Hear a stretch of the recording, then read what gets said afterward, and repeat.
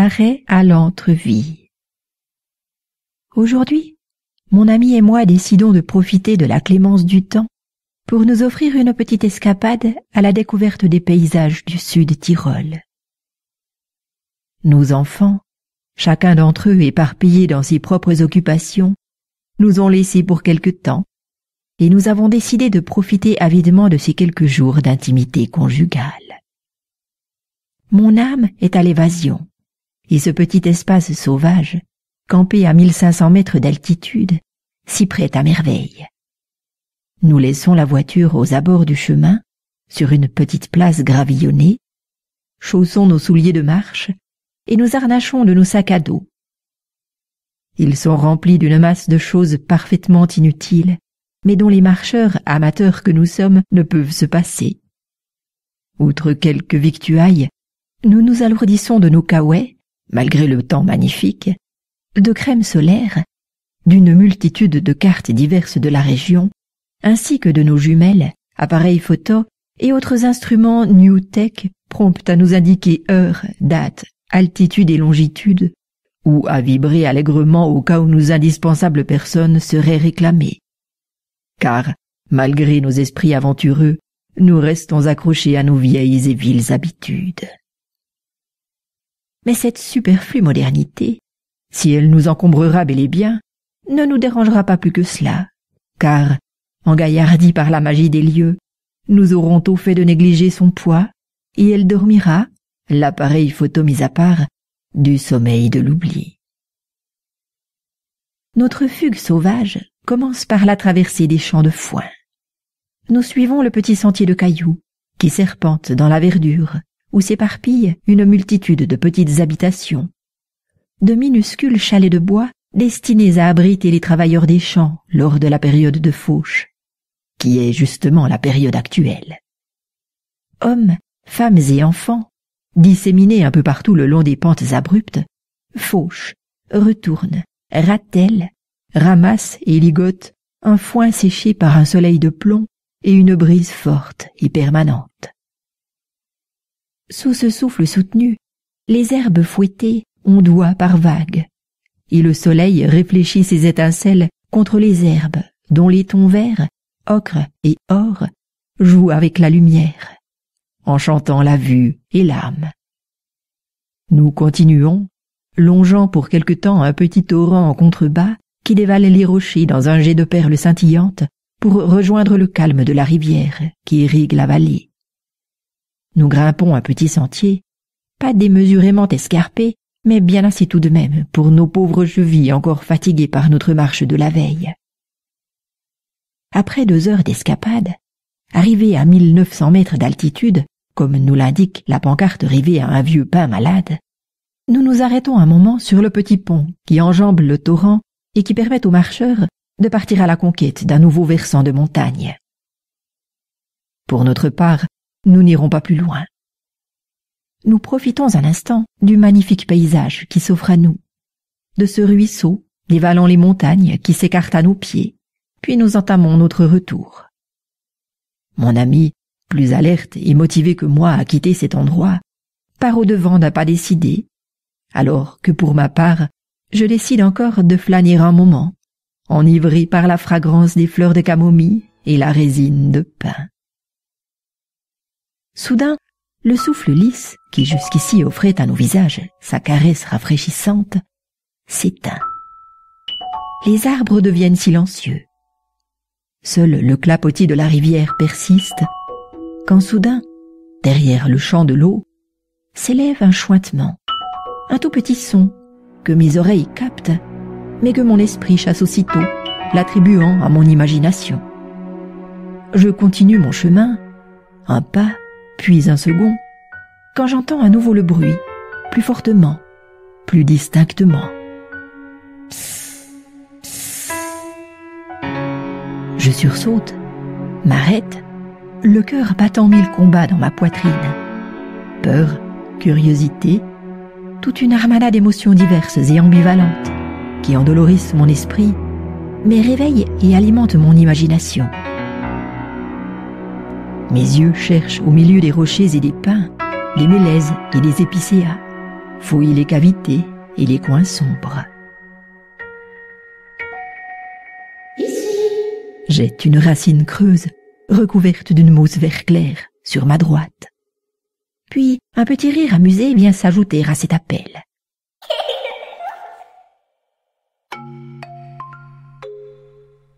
Je recule, et soudain, affolé, je cherche des yeux mon ami.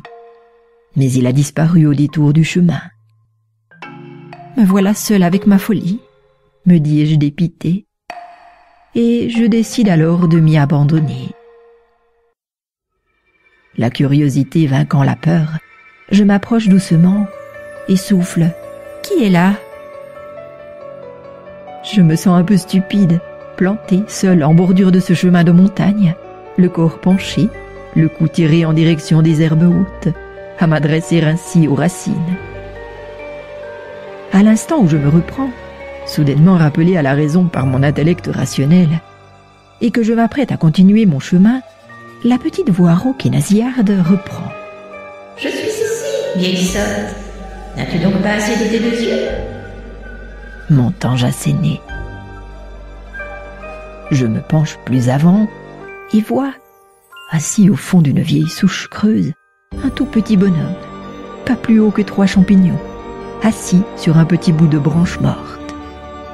Son visage tout fripé ressemble à de l'écorce, et une barbe touffue scelle, mais ne plombe apparemment pas, une jolie petite bouche, d'où s'élèvent ces paroles ironiques.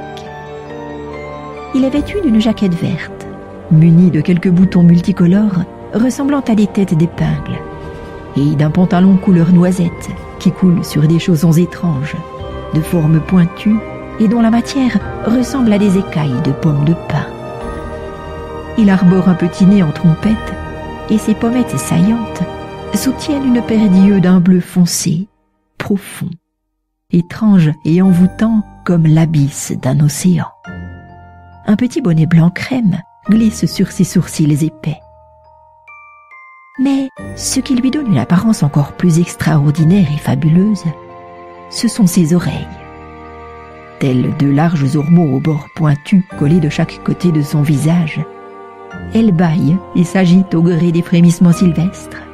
Et, entre ces atours étranges, son regard malicieux s'en trouve charmant et hypnotisant. Alors que je détaille cette étrange créature, hésitante entre l'envie de m'enfuir de cette folie ou celle de m'accrocher à ma curiosité pour papoter et m'enquérir des raisons de son apparition, il me déclame soudain « Tiens, tu n'as pas peur ? Généralement, tout le monde se sauve lorsqu'on arrive à ce stade de la rencontre. C'est bien. Cela prouve que tu as su conserver en ton cœur cette part d'enfance qui autorise le rêve et s'ouvre au merveilleux. » Je reste les yeux scotchés sur cet être un peu effronté, mais délicieux, effrayant et pourtant si apaisant. « Qui es-tu » finis-je par réussir à prononcer. « Je suis Smiler, l'elfe au bonnet blanc. Je peuple ces forêts depuis toujours. Car, vois-tu, je suis arrivé ici en même temps que les arbres et les rochers. La rivière m'y a déposé un jour de printemps. » Il m'explique tout cela d'un ton solennel, et je l'écoute avec attention, tandis qu'il gratouille sa barbe luxuriante. Quelques pucerons s'en évadent, et, dévalant la falaise de son torse, courent se réfugier dans les plis de ses habits. « Je suis un porte-bonheur, » m'explique-t-il sur un ton empli d'importance et de sérieux. Il se tourne alors pour attraper une chose déposée derrière la petite branche sur laquelle il est assis. Il se relève et dépose sur ses genoux une petite sphère ronde, transparente, limpide et miroitante. On dirait une goutte d'eau claire, tout droit cueillie dans la rivière descendant des sommets. Alors que je regarde, incrédule, ce globe chatoyant posé sur ses genoux, il me sourit et tend vers moi une main munie de 4 doigts longs et noueux comme des racines. « Regarde au-dedans. Que vois-tu » me demande-t-il en m'indiquant du regard la boule d'eau. Je plisse les yeux, regarde avec attention, mais je ne vois que ses habits à travers sa transparence. Je ne vois rien, dis-je désolé. Eh bien, regarde mieux, me dit-il sur un ton un peu agacé, comme un professeur expliquant un problème basique à un élève capable, mais dissipé. Je m'approche un peu, m'éloigne à nouveau, scrute la sphère cristalline. Elle renvoie les rayons du soleil sur le visage du gnome, illuminant ses rides, enflammant la broussaille de sa barbe. Les raies chatoyants éclatent de mille paillettes sous l'ondulation de sa matière, et mes yeux s'éblouissent. Je trouve soudain cela si beau, magnifique, lumineusement beau, simplement. Eh bien, je vois la lumière, dis-je alors. Oui, s'écrie alors victorieusement Smiler, le porte-bonheur au bonnet blanc. Oui, c'est cela, la lumière. Juste cela, la lumière, telle qu'elle nous est donnée par le soleil, ici et maintenant. Rien d'autre que le reflet de la vie, conjugué en cadeau, en présent. Penser au présent, cela seul permet le bonheur, car délivré des regrets et des attentes, ton cœur peut alors s'adonner à l'amour à donner, à redonner. Je suis Smiler, l'elfe de la forêt d'Albert Pass, et je porte bonheur à qui sait écouter son cœur. Garde cela en toi, jeune étrangère qui a su garder son âme d'enfant. Garde cela en toi, précieusement. Maintenant, tends ta main et caresse mon bonnet blanc. Sa puissance t'imprégnera et te guidera sur la voie de la sagesse. Et dans les moments de doute, quand ton cœur s'emplira du brouillard de la mélancolie ou de la tempête des espoirs vains, regarde la lumière, sans crainte de son éblouissement, car je serai là pour te montrer la voie.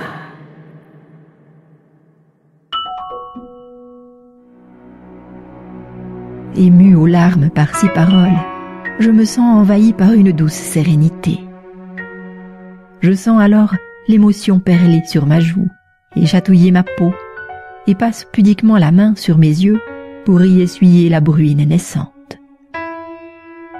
Mais alors que mon regard retourne se déposer au creux de la souche, je n'y aperçois plus qu'un espace vide. Le petit être a disparu. Mon regard fouille en vain les recoins de l'antre. Je vois alors, déposée sur un petit bout de branche sèche, une goutte d'eau claire, chatoyante sous les raies du soleil qui se glissent entre les interstices du bois mort et craquelé. Je n'ose toucher à cette lumière, mais après m'être nourri l'âme encore un instant de ces reflets dorés, je me relève doucement.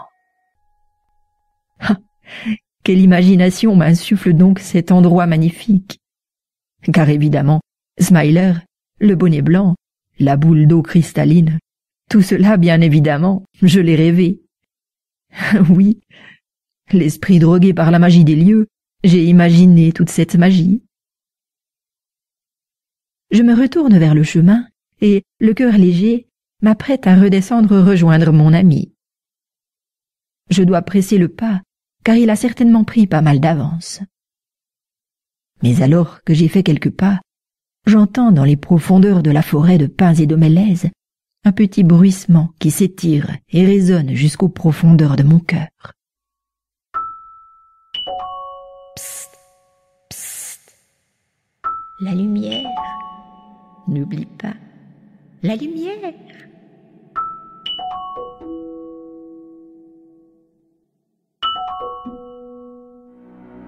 La brise se lève à nouveau et vient doucement caresser mon visage, asséchant l'émotion qui déborde de mes yeux sur mon visage encore éberlué.